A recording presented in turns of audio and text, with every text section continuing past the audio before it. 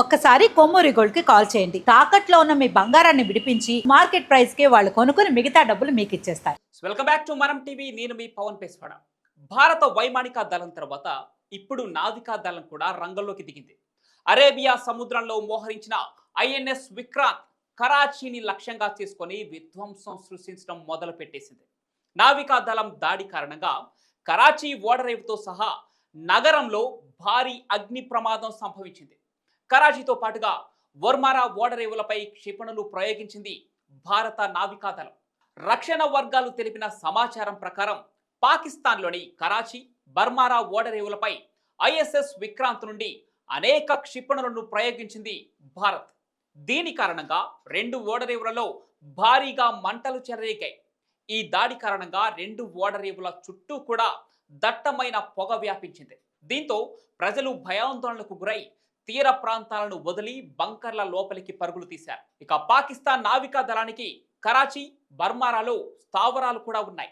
వారి ఉన్నతాధికారుల ప్రధాన కార్యాలయాలు, యుద్ధ నౌకలు, సబ్మరైన్ మోహరించిన ప్రదేశం కూడా ఇదే కావటం గమనార్హం. దీనిని లక్ష్యంగా చేసుకునే భారత్ రంగంలోకి దిగుతోంది. ఇక అరేబియా సముద్రంలో ఐఎస్ఎస్ విక్రాంత్ గురించి పాకిస్తాన్ ఇప్పటికే వణికిపోతోంది. ఈ విమాన వాహక నౌకను మోహరించడం అంటే 30 MiG-29K ఫైటర్ జెట్లను ఓవర్ హెడ్ గా మోహరించడమే. ఇది నీటిలో తేలే భారతదేశపు భారీ వైమానిక స్థావరం.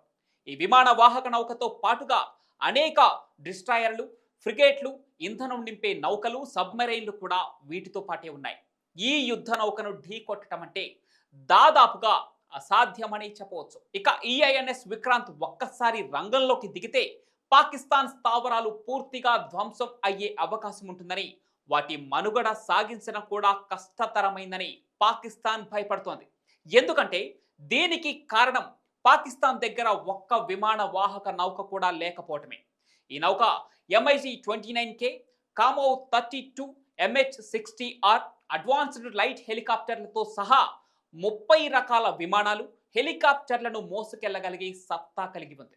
దీనితో పాటు ఇది తేలికపాటి యుద్ధ విమానాలను కూడా మోసుకెళ్లే సామర్థ్యం కలిగి ఉండటం విశేషం. ఇక విక్రాంత్ రక్షణ కోసం ఉపరితలం నుంచి గగనతలానికి దూసుకువెళ్లే బరాక్ 8 క్షిపణులు, ELM 2248 MF స్టార్ వంటి అత్యాధునిక రాడార్లు కూడా ఉన్నాయి.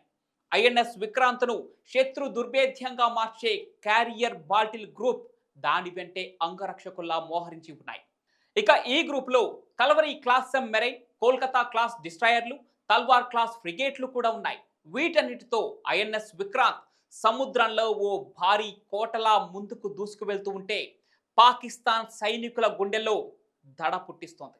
అయితే ప్రస్తుతం కరాచీ, వర్మారా ఓడరేవులపై జరిగిన ఈ దాడులు పాకిస్తాన్ నావికా దళానికి తీవ్ర నష్టం కలిగించడమే కాకుండా భారతదేశపు సైనిక శక్తిని మరోసారి నిరూపించాయి.